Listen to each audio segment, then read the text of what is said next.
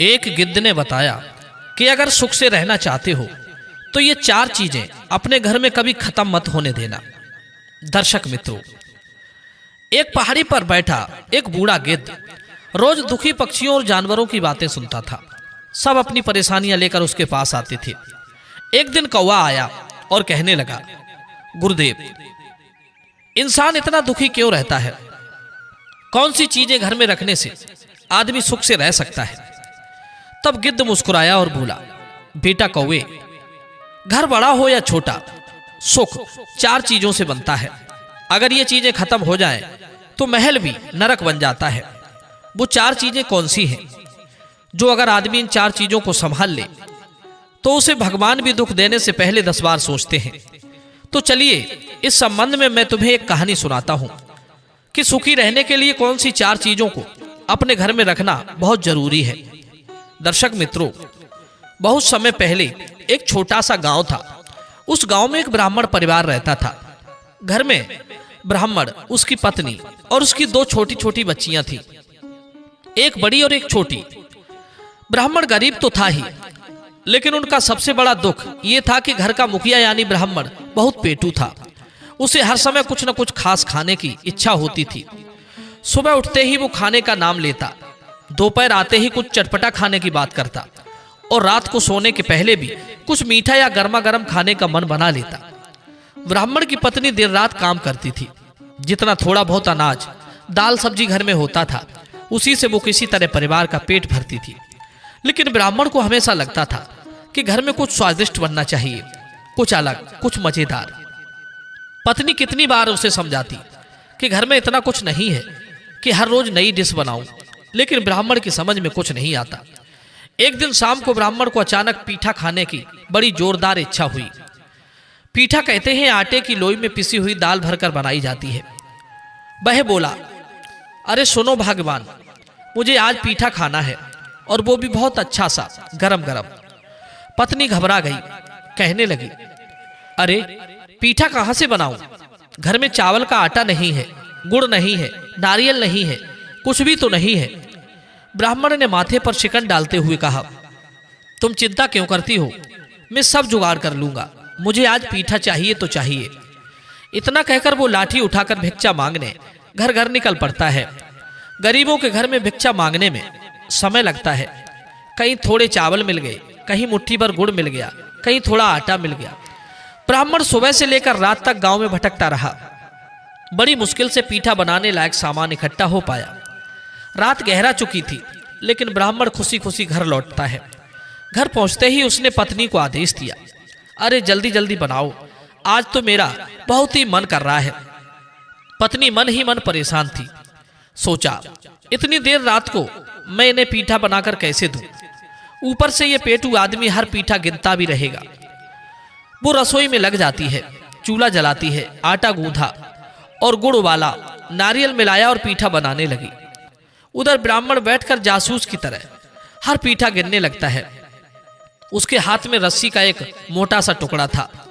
जितना पीठा बनता था वो उस रस्सी में एक एक करके गांठ लगाता जाता ताकि कोई चीज कम ना हो जाए। उसकी हरकत देखकर लगता था कि जैसे पीठा नहीं, सोने की ईंटें बन रही हों। रात का सन्नाटा था। पहले बड़ी बेटी की नींद खुलती है। वो धीरे से माँ के पास आई और बोली, माँ मुझे भी एक पीठा दे दो, बहुत मन कर रहा है। ये सुनकर माँ डर जाती है, कहने लगी, नहीं बेटी, ये तुम्हारे लिए नहीं है। अगर तुमने खा लिया ना तो तुम्हारे पिता तुम्हें जंगल में छोड़ आएंगे। बड़ी बेटी को ये बात मजाक में लगी, बोली, अरे माँ छोड़ने दो जंगल में, मुझे तो सिर्फ पीठा चाहिए। माँ मजबूरी में लड़खड़ाती आवाज में बोली, ठीक है बेटा, ले लो, लेकिन किसी से कहना मत। उसे एक पीठा चुपचाप दे दिया। बड़ी बेटी पीठा खाकर खुशी खुशी जाकर सो जाती है। कुछ देर बाद छोटी बेटी भी, उसकी भी नींद खुल जाती है। वो भी माँ के पास आकर बोली, माँ मेरे लिए भी एक पीठा दो। माँ फिर डर जाती है। माँ ने वही बात फिर से कही, नहीं बेटी, तुम पीठा खाओगी तो तुम्हारे पिता तुम्हें जंगल में छोड़ आएंगे। छोटी बेटी ने आंखें फैलाकर कहा, तो छोड़ने दो, मुझे भी पीठा चाहिए। अब माँ क्या करती? उसने डरते डरते एक पीठा छोटी बेटी को भी दे दिया। छोटी बेटी भी खाकर आराम से सो गई। माँ जानती थी कि दोनों बेटियां बहुत छोटी थी, उन्हें पीठा खाने से क्या क्या मुसीबत आएंगी ये नहीं पता था, लेकिन उसने डर और मजबूरी में उन्हें दे दिया। उधर ब्राह्मण रात भर पीठा गिनता रहा, रस्सी की गांठें कसता रहा। जैसे ही सब पीठे बनकर तैयार हुए, ब्राह्मण ने पूरी गांठें खोलकर गिनती की, लेकिन उसमें 2 पीठे कम निकले। वो आग बबूला हो गया। अरे 2 पीठे कहाँ गए? ये जरूर तुमने चोरी छिपे लड़कियों को खिला दिए होंगे। तुम समझती हो ना, ये दोनों लड़कियां एक दिन मेरी जान ले लेंगी। पत्नी कांपने लगी, डर और शर्म से उसका सिर झुक गया। दोस्तों, यह एक छोटी सी गलती थी जो मां ने डर के मारे की थी। आगे चलकर इतनी बड़ी घटना बन जाएगी उसने सोचा नहीं था। मित्रों, रात भर पीठा गिनने और 2 पीठे कम पाए जाने के बाद ब्राह्मण का क्रोध आसमान छूने लगा। वो वैसे ही पेटू था, ऊपर से गुस्सैल भी था। उसे लग रहा था मानो उसकी सबसे बड़ी दौलत कोई चुरा ले गया हो। पत्नी डर के मारे कुछ कह नहीं पाई। वो जानती थी कि यह आदमी क्रोध में पता नहीं क्या क्या कर सकता है। इस प्रकार से सुबह होती है। सूरज की हल्की लालिमा आसमान में फैलने लगी, लेकिन ब्राह्मण का चेहरा उसी तरह लाल था, गुस्से और जिद से भरा हुआ। उसे रात भर यह बात ही सताती रही कि उसकी बेटियों ने उसके पीठों में सेंध मार दी है। वो मन ही मन सोच रहा था, अगर अभी नहीं संभाला तो ये लड़कियां आगे जाकर बड़ी मुसीबत बन जाएंगी। अगली सुबह उसने दोनों बेटियों को सामने बुलाया। दोनों बहनें मासूम थी, खेलती कूदती बड़ी हुई थी, और उन्हें इस बात का जरा भी अंदाजा नहीं था कि पिता के मन में क्या चल रहा है।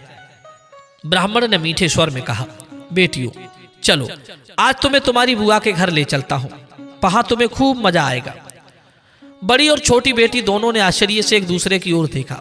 उन्होंने तो कभी बुआ का नाम भी नहीं सुना था। बड़ी बेटी ने पूछा, हमारी कोई बुआ भी है? मां ने तो हमें कभी बताया नहीं। तब ब्राह्मण ने जवाब दिया, अरे तुम्हें अभी तक नहीं बताया? अब चलो, आज तुम्हें उनके घर घुमाने ले चलता हूं, तैयार हो जाओ। दोनों बच्चियां बेहद खुश हो गई। वे पहले कभी कहीं नहीं गई थी। मन में खुशी की लहर दौड़ पड़ी, झटपट तैयार हो गई। मां ने यह सब सुना तो उसके पैरों से जमीन खिसक गई। उसे साफ साफ समझ में आ गया कि कुछ अनर्थ होने वाला है। उसकी आंखों से आंसू टपकने लगे, लेकिन वो पति के सामने कुछ कहने की हिम्मत नहीं कर पाई। ब्राह्मण दोनों बेटियों को लेकर घर से निकल पड़ता है। रास्ते भर वो खेत खलिहान देखते चलते जा रहे थे। दोनों बहनें मासूम मन से सोचती रहीं कि आज एक नया घर देखने को मिलेगा, नई बुआ से मिलने को मिलेगा। मित्रों, रास्ता लंबा होता गया, लेकिन उन्हें लगा शायद बुआ का घर बहुत दूर गांव में होगा। ब्राह्मण उन्हें गांव-गांव, पगडंडियों, नदियों और खेतों से होते हुए चलाता रहा। सूरज चढ़ता गया, फिर ढलने लगा। दोनों बेटियां कभी पूछती, पिताजी अभी कितना दूर और है बुआ का घर? ब्राह्मण हर बार एक ही बात कहता, बस बिटिया थोड़ी ही दूर है, चलो अभी पहुंच जाएंगे। शाम ढलते ढलते मित्रों वे घने जंगल में पहुंच जाते हैं। चारों ओर ऊंचे ऊंचे पेड़, जंगली आवाजें, पत्तों की सरसराहट और अंधेरा धीरे धीरे फैल रहा था। तब बड़ी बहन कहती है, पिताजी यहां तो कोई घर नहीं दिखता, बुआ का घर कहां है? ब्राह्मण ने थोड़ा नरम सुर में कहा, बस बिटिया, अब हम लोग बहुत चल चुके हैं, तुम्हें थकान लग रही होगी। वो बड़े पेड़ के नीचे बैठकर थोड़ा सा आराम कर लो, फिर उसके बाद आगे चलेंगे। दोनों बहनें थकी हुई थी, पिता की गोद में सिर रखकर लेट जाती हैं। जल्दी ही गहरी नींद में चली गई। उधर ब्राह्मण का पूरा प्लान दिमाग में तैयार था। वो बस इसी मौके की तलाश में था, जब ये दोनों गहरी नींद में हो तभी मैं यहां से चला जाऊं। धीरे धीरे उसने दोनों बच्चियों के सिर अपनी गोद से हटाए और पास ही रखी 2 ईंटों को उनके सिर के नीचे सरका दिया, ताकि उन्हें लगे कि वे पिता की गोद में ही सो रही हैं। फिर उसने अपनी जेब से लाल रंग की छोटी सी शीशी निकाली। उसने उसे चारों तरफ छिड़क दिया, ताकि लड़कियां जागें तो उन्हें लगे कि कहीं कोई जंगली जानवर आया था और उनके पिता को उठा ले गया। सब कुछ करके ब्राह्मण जल्दी जल्दी जंगल से बाहर निकल गया। राह चलती हवा भी जैसे उसकी बदनीयती की गवाह बन रही थी। उसे जरा भी दया नहीं आई कि ये दोनों मासूम बच्चियां अकेली यहाँ कैसे रहेंगी, क्या खाएंगी और कहाँ जाएंगी। थोड़ी देर बाद छोटी बहन की नींद खुलती है। उसने इधर उधर देखा कि पिताजी वहां नहीं थे। लाल रंग देखकर उन्होंने सोचा, अरे कोई जंगली जानवर पिताजी को उठा ले गया है। घबराकर उसने बड़ी बहन को जगाया। बड़ी ने आंखें मलते हुए कहा, नहीं, पिताजी हमें ऐसे थोड़े ही छोड़कर जा सकते हैं। लेकिन फिर दोनों ने देखा कि उनके सिर के नीचे ईंटें पड़ी हैं। तब बड़ी बेटी को याद आया, हम तो पिताजी की गोद में सो रही थी, अगर कोई जानवर उन्हें ले गया होता तो हमारे सिर के नीचे ईंटें कैसे आ जाती। अब उन्हें सारी बात समझ में आ चुकी थी कि पिता ने ही उन्हें धोखे से जंगल में छोड़ दिया है। दोनों बहनें रो पड़ती हैं। डर, दर्द और असहायता सब मिलकर उनके मन को झकझोर रहे थे। लेकिन छोटी बहन ने संभलते हुए कहा, दीदी रोने से कुछ नहीं होगा, अब हमें समझदारी से काम लेना होगा। पहले किसी सुरक्षित जगह रुकते हैं, फिर सुबह होने पर जंगल से बाहर निकलने का रास्ता खोजेंगे। उन्होंने पास ही एक बड़े बरगद की ओट में रात बिताई। बरगद के पेड़ के नीचे रात बिताना दो छोटी मासूम बेटियों के लिए आसान नहीं था। चारों ओर गहरा अंधेरा, ऊपर से जंगली जानवरों की डरानी आवाज, कहीं दूर से भेड़िए की आवाज आती तो कहीं पेड़ों की टहनियां चरमराती तो कहीं झाड़ियों में कुछ हिलता हुआ लगता। बड़ी और छोटी बेटी दोनों एक दूसरे का हाथ कसकर पकड़े हुए थी। उनके मन में सिर्फ एक ही सवाल था, हमारे पिता ने ऐसा क्यों किया, हमसे इतनी बड़ी गलती क्या हो गई। लेकिन सच तो ये था कि उनका अपराध सिर्फ इतना था कि उन्होंने आधी रात को एक एक पीठा खा लिया था। उनके ना समझने लायक छोटी सी इच्छा के बदले उन्हें ऐसी सजा मिली थी जिसकी उन्होंने कल्पना भी नहीं की थी। दर्शक मित्रों, रात धीरे धीरे बीत रही थी। कभी डर ने दोनों को जगा दिया, कभी ठंड ने, लेकिन जैसे तैसे वे सुबह होने तक एक दूसरे से चिपकी रही। सुबह की हल्की रोशनी जंगल में फैलने लगी। चिड़ियों की आवाज आई तो दोनों के दिलों में थोड़ी सी हिम्मत लौटी। छोटी बेटी बोली, दीदी अब हमें घर लौटने की कोशिश करनी चाहिए, ये जगह सुरक्षित नहीं है। दोनों ने दिशा का अंदाजा लगाया और चलने लगी। जंगल घना था, पेड़ ऊंचे ऊंचे थे और पत्तों के बीच से सूरज की किरणें बड़ी मुश्किल से अंदर आ रही थी। कभी जमीन पर जंगली बेलें उलझी मिलती, कभी बड़े बड़े पत्थर रास्ता रोक लेते। फिर भी दोनों बहनें हिम्मत करके आगे बढ़ती रही। चलते चलते दोपहर का समय हो गया, सूरज तेज होने लगा था। उसी समय उनकी नजर अचानक कुछ चमकती सी आकृतियों पर पड़ी। कुछ सुंदर सी दिव्य सी युवतियां एक खुले स्थान में किसी विशेष प्रकार की पूजा कर रही थी। उनके वस्त्र चमक रहे थे, शरीर से हल्की हल्की दिव्य आवाज झलक रही थी। दोनों बहनों ने धीरे से कहा, ये कौन सी पूजा है? न दुर्गा पूजा का समय है न दिवाली का। तभी पीछे से एक मधुर आवाज आई, ये सूर्य देवता की पूजा कर रही है बच्चियों। दोनों बहनें चौंक जाती हैं। उन्होंने मुड़कर देखा तो एक दिव्य युवती वहां मुस्कुरा रही थी। उसके व्यवहार में इतना अपनापन था कि दोनों बहनें डर के बावजूद भी उसके पास चली गईं। देव कन्याएं जैसे ही दोनों बहनों के पास आईं, अचानक पूजा का कलश उलट गया। एक देवकन्या घबराकर बोली, अरे कौन है ये पापी, किसकी छाया से पूजा विफल हो गई है? दोनों बच्चियां डर के मारे कांपने लगी। आंखों में आंसू भरकर बोली, हम पापी नहीं हैं, हमारे पिता हमें कल रात जंगल में छोड़कर चले गए हैं। हम बहुत देर से जंगल में भटक रहे हैं, हमें नहीं पता था कि यहाँ पूजा हो रही है, कृपया हमें माफ कर दीजिए। उनकी आवाज में इतना दर्द था कि देवकन्याओं के दिल भी पिघल गए। एक देवकन्या बोली, डरो नहीं बच्चियों, हम तुम्हें आश्रय देते हैं। पहले सामने वाले तालाब में स्नान कराओ, फिर हमारे साथ सूर्य देव की पूजा करो, इससे तुम्हारा कष्ट दूर हो जाएगा।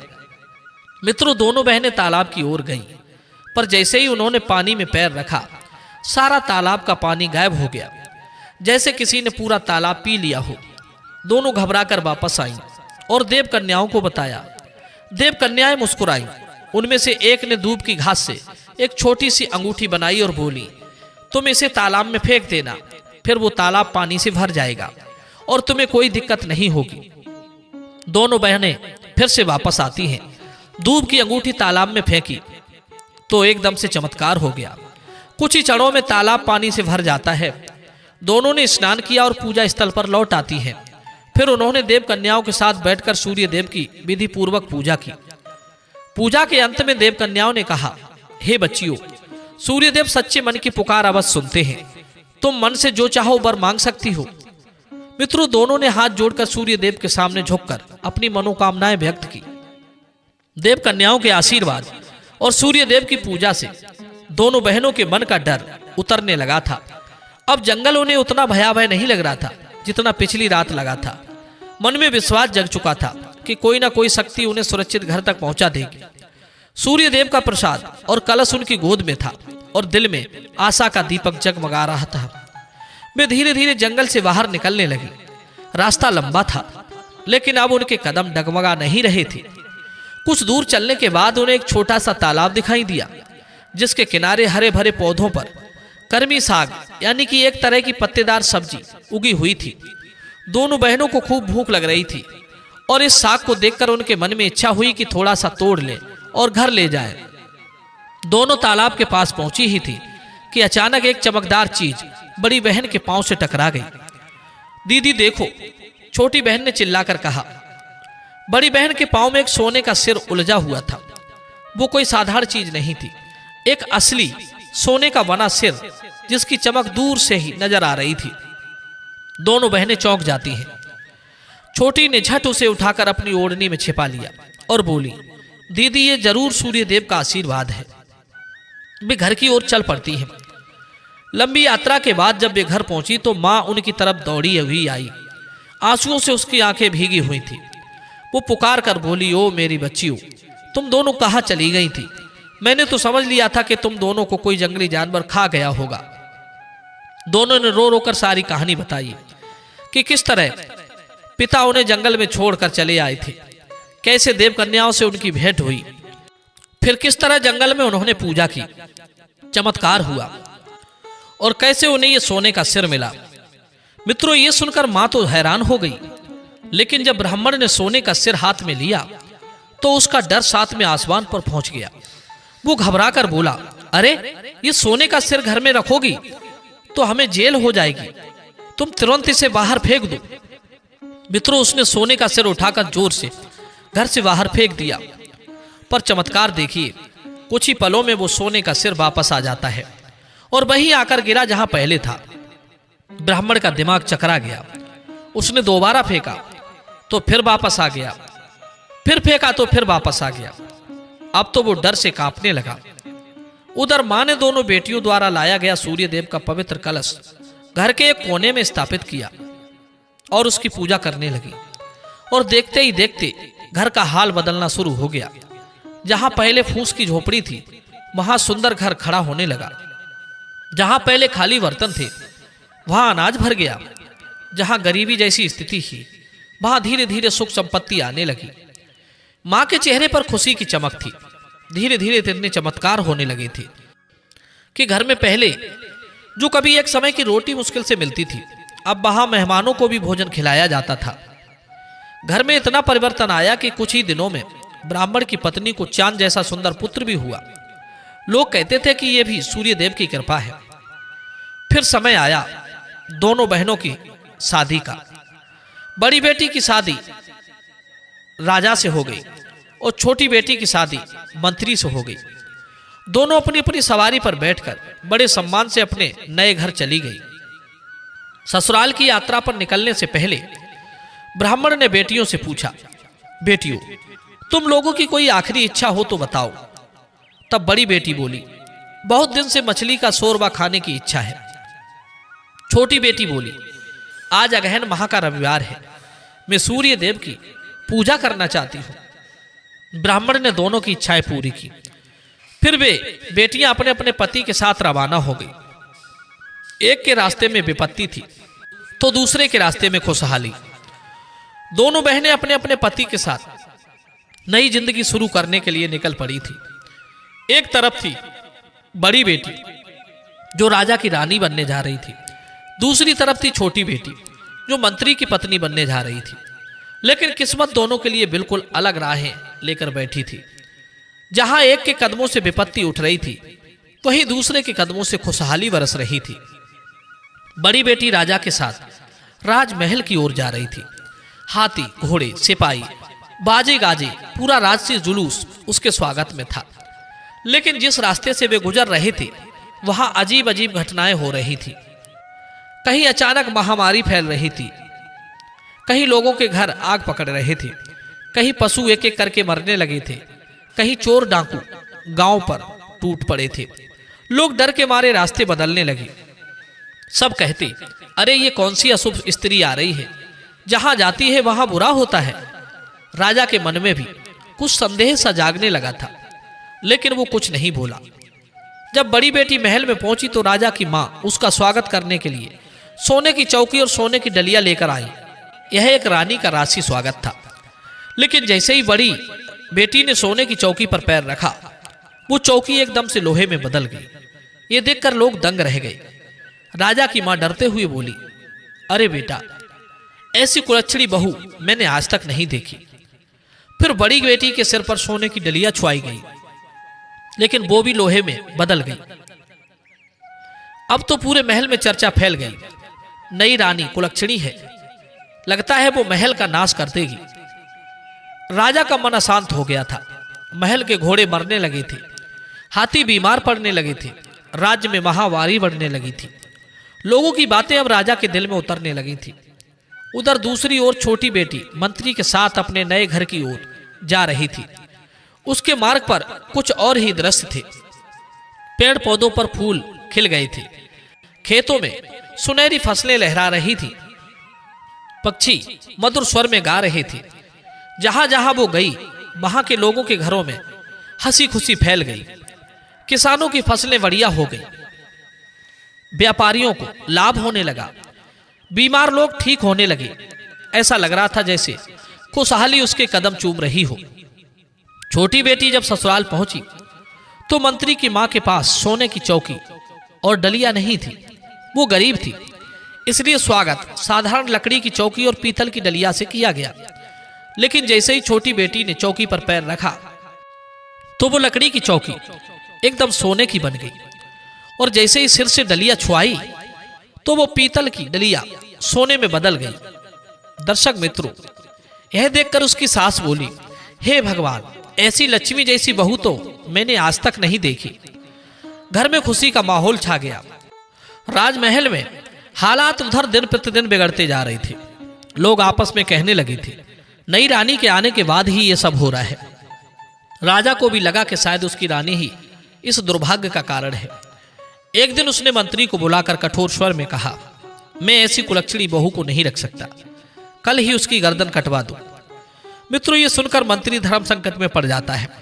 राजा का आदेश मानना भी था और रानी की जान भी बचानी थी। जल्लादों को आदेश दिया गया कि वो बड़ी रानी को मार दे, लेकिन जल्लाद को उस मासूम रानी पर दया आ गई। वो उसे मारने के बजाय छोटी बेटी के घर के सामने छोड़ आया, और राजा को यह भ्रम देने के लिए उसने एक कुत्ते को मारकर उसका खून दिखा दिया। छोटी बेटी ने रानी को पहचान लिया और उसे अपने ही घर में छिपा लिया। उसने प्यार से बड़ी बहन की सारी बातें सुनी और बोली, दीदी, ये सब सूर्य देव का कोप है। जिस मन से वर मांगते हैं उसी मन के अनुसार फल भी मिलता है। छोटी बेटी ने उसे अपने घर में गुप्त रूप से सुरक्षित रखा, यहां तक कि उसके पति को भी पता नहीं चला। बड़ी और छोटी बेटी दोनों के ससुराल में स्थितियां एकदम अलग हो चुकी थी। एक के कदमों से विपत्ति उठ रही थी तो दूसरी जहां कदम रखती वहां सौभाग्य बरस पड़ता। पर उधर उनके माँ बाप के घर में, जहां उनकी माँ सूर्य देव के कलश की पूजा करती थी, वहां स्थिति बिल्कुल एकदम से बदल गई थी। धीरे धीरे समय बीता। घर में सूर्य देव की कृपा से जो धन धान्य आया था वो आज पूरे गांव में चर्चा का विषय बन गया। झोपड़ी की जगह बड़ा सुंदर घर बन गया। अनाज, कपड़े, गहने, सब कुछ किसी चमत्कार की तरह भरता गया। ब्राह्मण की पत्नी दिन रात अपनी बेटियों के लिए प्रार्थना करती रहती थी, परंतु ब्राह्मण, उसका स्वभाव अब भी नहीं बदला था। वो पहले पेटू था, अब घमंडी भी हो गया था। उसे लगने लगा कि यह सब उसके भाग्य और कर्म से आया है। वो भूल चुका था कि अगर देव कन्या और सूर्य देव की पूजा न होती तो उसकी बेटियां आज जान बचाकर वापस भी नहीं आ पाती। मित्रों, समय आया कि उनका इकलौता बेटा विवाह के योग हो चुका था। ब्राह्मण ने बड़े धूमधाम से बेटे की शादी तय की और बारात लेकर निकल पड़ा। बड़ा सा जुलूस, घोड़ी, बाजे गाजे सब चमक रहे थे। पर बारात थोड़ी दूर ही पहुंची थी कि उसके बेटे को याद आया, ओहो सरौता तो हम घर पर ही भूल आए। ब्राह्मण बोला, ठहरो बेटा, मैं अभी लेकर आता हूं, तुम लोग यहीं प्रतीक्षा करो। ब्राह्मण घर की ओर दौड़ पड़ता है, लेकिन जैसे ही वो घर पहुंचा तो उसने देखा कि घर का दरवाजा बंद था। अंदर उसकी पत्नी सूर्य देव की पूजा कर रही थी। उसने दरवाजा खटखटाया तो पत्नी बोली, अभी मैं पूजा में बैठी हूं, थोड़ी देर रुक जाओ। पर ब्राह्मण का स्वभाव वही था, क्रोधी और उतावला। वो इंतजार कहाँ करता, वो दनादन लाठी से दरवाजा पीटने लगा और आखिरकार दरवाजा टूट गया। अंदर उसकी पत्नी पूजा में बैठी थी। सूर्यदेव का कलश सामने रखा हुआ था। घर का वातावरण शांत और पवित्र था, लेकिन ब्राह्मण की आंखों में गुस्सा भरा हुआ था। वो एकदम से कहने लगा, तू पूजा में लगी है और उधर मेरा बेटा और बाराती इंतजार कर रहे हैं। ये तू क्या कर रही थी? इतना कहकर उसने लाठी उठाई और ठक ठक के साथ उस सूर्यदेव के कलश पर दे मारी। वो कलश चकनाचूर हो गया। तुरंत घर में अजीब सी हवा चलने लगी, जैसे कोई अदृश्य शक्ति वहां से उठकर चली गई हो। ब्राह्मण की पत्नी रोने लगी, ये तुमने क्या कर दिया? ये कलश हमारा सब कुछ था, इसी से हमारा घर भरा था, इसी से हमारी बेटियां सुरक्षित रही थी, इसी की वजह से हमारी बेटी एक राजा के घर में और एक मंत्री के घर में पहुंची है। मित्रों, ये सुनकर ब्राह्मण चिल्लाया, मुझे कुछ नहीं पता, बस सरौता दे दे, बारात वहां इंतजार में खड़ी है। उसकी पत्नी ने आंसू पोंछे और सरौता उसे दे दिया। ब्राह्मण तेजी से बाहर भागा और उसी जगह पहुंच जाता है जहां बारात को छोड़ा था। लेकिन वहां देखा तो ना बारात थी, ना घोड़ी थी, ना बाजा था, ना लोग थे। सिर्फ उसका बेटा अकेला खड़ा था, रो रहा था। ब्राह्मण चौंक कर बोला, बाकी लोग कहां चले गए बेटा? तब उसके बेटे ने रोते हुए बताया, पिताजी, जैसे ही आपने घर का दरवाजा छोड़ा सब कुछ बदलने लगा। घोड़ी गिर पड़ी, बाजे गाजे टूट गए, लोग डरकर भाग गए, सब कुछ खत्म सा हो गया। ब्राह्मण के हाथ से सरौता गिर पड़ा। उसे कुछ समझ नहीं आ रहा था। वो दौड़ता हुआ घर वापस आता है और जैसे ही वो घर के पास पहुंचा तो देखकर उसकी आंखें फटी की फटी रह गई। जो घर कल बड़ा सा पक्का बना हुआ था, जो सोने चांदी से भरा हुआ था, जहां गुल्लकें भरी रहती थी, वो सब गायब हो चुका था। घर अब फिर से वैसे ही फूस की टूटी फूटी झोपड़ी बन चुका था जैसी पहले थी। उसकी पत्नी रोते हुए बोली, भगवान ने सब ले लिया, तुम्हारे गुस्से और अहंकार ने सब मिटा दिया। ब्राह्मण का गुस्सा अब शांत हो चुका था, पर मन पछतावे से भर गया था। धीरे से बोला, जो हो गया वो हो गया, अब सब भूलकर फिर से सूर्यदेव की पूजा शुरू करते हैं। पत्नी ने दुख से कहा, कैसे पूजा करूं? घर में कुछ भी तो नहीं बचा है। तब ब्राह्मण कहता है, चिंता मत करो, छोटी बेटी के घर जाता हूं, वो लक्ष्मी स्वरूपा है, वो कुछ ना कुछ मदद जरूर करेगी। दर्शक मित्रों, कलश टूटने और सारी समृद्धि खत्म हो जाने के बाद ब्राह्मण का सिर झुक जाता है। जो घर कभी सोना उगलता था, आज फिर से फूस की झोपड़ी बन चुका था। अनाज, कपड़ा, धन समाप्त हो गया था। जैसे सूर्यदेव की कृपा एक झटके में उठकर चली गई हो।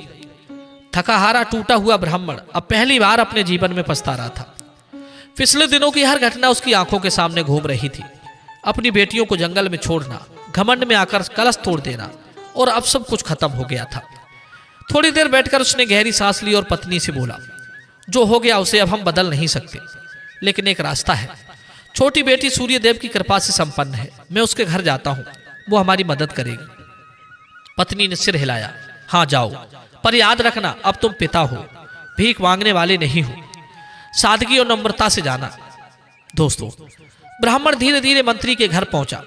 दरवाजे पर पहुंचते ही उसने देखा सोने के घड़े, चमकते बर्तन, दासियां रत्नों से भरे हांडी लिए खड़ी थी। ब्राह्मण को अपनी आंखों पर भरोसा नहीं हुआ। वो कहने लगा, मैं छोटी बेटी का पिता हूं, मुझे मिलने दो। लेकिन दासियों को उस फटे पुराने कपड़े वाले बूढ़े आदमी की बात पर भरोसा नहीं हुआ। उनके विचार में मंत्री की ससुराल इतनी गरीब हो सकती थी, ऐसा उन्होंने नहीं सोचा था।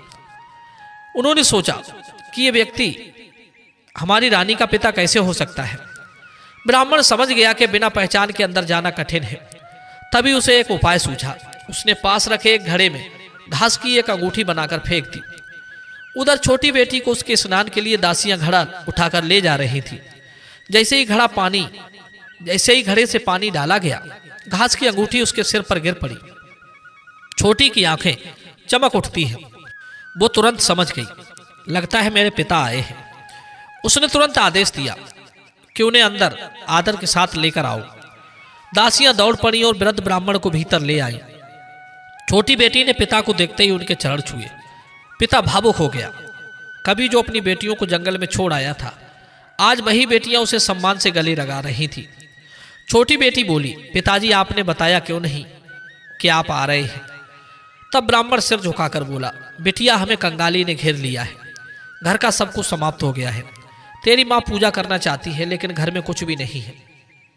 छोटी बेटी ने बिना सोचे तुरंत कहा, पिताजी आप चिंता ना करें, मैं आपको वो सब कुछ दे दूंगी जिससे आपकी पूजा फिर से शुरू हो सके। उसने पिता का खूब आदर सत्कार किया, सोना चांदी धन अनाज बहुत सारा सामान देकर सम्मान पूर्वक विदा कर दिया। ब्राह्मण भारी सामान लेकर खुशी खुशी घर लौट रहा था। सोच रहा था अब हमारी जिंदगी फिर से पहले जैसी हो जाएगी। लेकिन रास्ते में अचानक डाकू आ गए। उन्होंने ब्राह्मण को पकड़ लिया और सारा सामान लूट लिया, कपड़े भी फाड़ डाले और उसे खाली हाथ छोड़ गए। बेचारा ब्राह्मण धीरे धीरे घर पहुंचा। पत्नी ने उसे देखकर पूछा, बेटी ने कुछ दिया कि नहीं? ब्राह्मण ने आंसू रोकते हुए कहा, दिया तो था पर डाकुओं ने रास्ते में सब कुछ लूट लिया। पत्नी दुखी होकर बैठ गई, लेकिन फिर खड़ी हुई और बोली, इतनी दूर आप अकेले गए थे, लेकिन अब मैं जाऊंगी। मैं एक माँ हूं, मेरी बेटी मुझे खाली हाथ नहीं लौटाएगी। ब्राह्मण की पत्नी छोटी बेटी के घर पहुंची। उसे देख छोटी बेटी दौड़कर आई और माँ के पैर छू लिए। माँ ने रोते हुए कहा, बेटी हमारा सब कुछ खत्म हो गया है। मैं पूजा करना चाहती हूँ लेकिन घर में पूजा की सामग्री भी नहीं है। तब छोटी बेटी ने मुस्कुराकर कहा, माँ तुम आज ही यही सूर्य देव की पूजा करो, यही उपाय है, यही वरदान तुम्हारी पूरी जिंदगी बदल देगा। माँ मान जाती है। छोटी ने अपनी बहन को भी बुलाया और कहा, दीदी तुम भी उपवास रखो, सच्चे मन से पूजा करो। तीनों ने मिलकर सूर्य देव की पूजा की। दिन रविवार था, सूर्य देव का पवित्र दिन। पूजा के अंत में माँ और बड़ी दोनों को वर मांगने को कहा गया। माँ ने कहा, हे देव मेरा घर पहले जैसा हो जाए, सब कुछ लौट आए। बड़ी ने मांगा, हे देव मेरा घर, मेरा वैभव, मेरा पति सब मुझे वापस मिल जाए। मित्रों, पूजा समाप्त होते ही चमत्कार होने लगे। बड़ी बेटी के जीवन में खुशहाली लौट आई। राजा का मन बदल गया और वो उसे बुलाने चला आया। उधर घर लौटने पर माँ ने देखा कि उनका टूटा फूटा घर फिर से पहले जैसा सुंदर और संपन्न हो चुका है। सब कुछ सामान्य सा हो गया। बड़ी बहन अपने राजा के साथ सुखी सुखी फिर से राजमहल में रहने लगी। छोटी बेटी पहले ही सौभाग्य और समृद्धि का प्रतीक बन चुकी थी। ब्राह्मण और उसकी पत्नी भी सूर्य देव की कृपा से पहले की तरह सुख और सम्मान से रहने लगे। दोस्तों, ये पूरी कहानी एक बात सिखाती है, अगर सच में सुख से रहना है तो अपने घर में कुछ चीजें खत्म नहीं होने देनी चाहिए। ये चीजें दुकान से नहीं मिलती, ये हमारे व्यवहार, सोच और आदतों से मिलती है। पहली चीज है प्यार और सम्मान। कपड़े पुराने चल जाएंगे, दीवारें बिना पेंट के चल जाएंगी, लेकिन घर में प्यार और सम्मान कम नहीं होना चाहिए। घर में बातें कैसे होती हैं, इससे घर का माहौल तय होता है। पति पत्नी एक दूसरे की इज्जत से बात करें, बच्चों से प्यार से पेश आए, बुजुर्गों को ताना नहीं सहारा दे, तो छोटी छोटी दिक्कतें भी हल्की लगती हैं। जहां हर कोई खुद को अपना महसूस करता है, वहां गरीबी भी बोझ नहीं लगती। ध्यान रखें, गुस्से में भी अपमानजनक शब्द ना बोलें। किसी की कमी पूरे घर के सामने मत उछालिए, तुम कभी कुछ नहीं कर सकते। ऐसे वाक्य घर की खुशियों का गला घोट देते हैं। जहां प्यार और सम्मान है, वहां मन हमेशा सुरक्षित महसूस करता है। ऐसा घर अपनी सी शांति देता है। दूसरी चीज, घर के बड़ों का आशीर्वाद और दुआएं। जहां माता पिता, दादा दादी, बुजुर्गों के आशीर्वाद रहते हैं, वहां तकलीफें आती तो हैं पर टिकती नहीं। बुजुर्ग लोग सिर्फ बोझ नहीं होते, वे घर की जड़ और छाया होते हैं। उनकी दुआएं, उनकी सीख, उनका अनुभव, ये सब मिलकर घर की रक्षा करते हैं। जो बच्चे अपने माँ बाप की सेवा करते हैं, वो खुद भी जीवन में किसी न किसी रूप में सुरक्षा और सहारा पाते हैं। उनके लिए समय निकालिए, उनकी बात सुनिए, उनसे राय लीजिए, उन्हें अलग कमरे में पड़ी समस्या मत बनाइए। उनके रहते घर में पूजा, भजन, अच्छी बातें, संस्कार, ये सब अपने आप बने रहते हैं। घर में आशीर्वाद खत्म हो जाए तो पैसा रहकर भी चैन नहीं देता है। तीसरी चीज, हंसी खुशी और अच्छी बातें। जिस घर से हंसी खुशी चली जाती है, वहां बीमारी, तनाव और झगड़े अपना डेरा जमा लेते हैं। हर घर में समस्या होती है, कर्ज, नौकरी, रिश्ते, जिम्मेदारियां। लेकिन अगर हर समय घर में सिर्फ झगड़ा, ताना, रोना और शिकायतें रहेंगी, तो बच्चा भी घर से भागना चाहेगा। थोड़ी मस्ती, हल्की फुल्की बातें, मजाक, साथ बैठकर चाय पीना, एक दूसरे की थकान पूछना, ये छोटी छोटी बातें घर को घर बनाती हैं। दिन में कम से कम एक बार पूरा परिवार साथ बैठकर खाना खाए। टीवी मोबाइल छोड़कर 15-20 मिनट सिर्फ एक दूसरे से बातें करें। बच्चों पर सिर्फ पढ़ाई का दबाव नहीं, प्यार और भरोसा भी दे। जहां हंसी रहती है वहां चिंता कमजोर पड़ जाती है। चौथी चीज, ज्ञान और सीखने की आदत। जिस घर में सीखना बंद हो जाता है वहां तरक्की भी रुक जाती है। ज्ञान का मतलब सिर्फ बड़ी बड़ी किताबें नहीं होता, बल्कि ये सब भी ज्ञान है। अच्छे बुरे का फर्क समझना, धर्म कर्म, नीति, कथा, अच्छी कहानियां, पैसे को सही जगह खर्च करना, बच्चों को संस्कार और समझ देना। कुछ अच्छी किताबें, धार्मिक ग्रंथ और प्रेरक कहानियां। बच्चों को मोबाइल के साथ साथ कहानी, किस्से, नीति, संस्कार भी सुनाइए। रोज थोड़ा बहुत कुछ नया सीखने की आदत पूरे परिवार में डालिए। जब घर में ज्ञान और समझ की रोशनी जलती रहती है तो गलत रास्ते, गलत संगत और गलत फैसले अपने आप कम होते जाते हैं। दोस्तों, अगर आप चाहते हैं कि आपका घर सच में सुखी और सुरक्षित रहे तो इन 4 चीजों को कभी खत्म मत होने दीजिए। पहला, प्यार और सम्मान। दूसरा, बड़ों का आशीर्वाद और दुआएं। तीसरा, हंसी खुशी और अच्छी बातें। चौथा, ज्ञान, संस्कार और सीखने की आदत। इन चारों चीजों को बचा कर रखिए, फिर देखिए कम कमाई में भी दिल अमीर महसूस करेगा, समस्या में भी घर अपना सा लगेगा और जीवन बोझ नहीं, भगवान का वरदान लगेगा। तो दर्शक बंधु, मैं उम्मीद करता हूं इस कहानी ने आपको बहुत अच्छी सीख दी होगी और आप उसे अपने जीवन में जरूर लागू कीजिएगा। तो चलिए मिलते हैं आपसे फिर एक अगली वीडियो में एक और इसी तरह की कहानी के साथ। आप सभी का बहुत बहुत धन्यवाद। जय श्री कृष्णा, जय श्री राधे।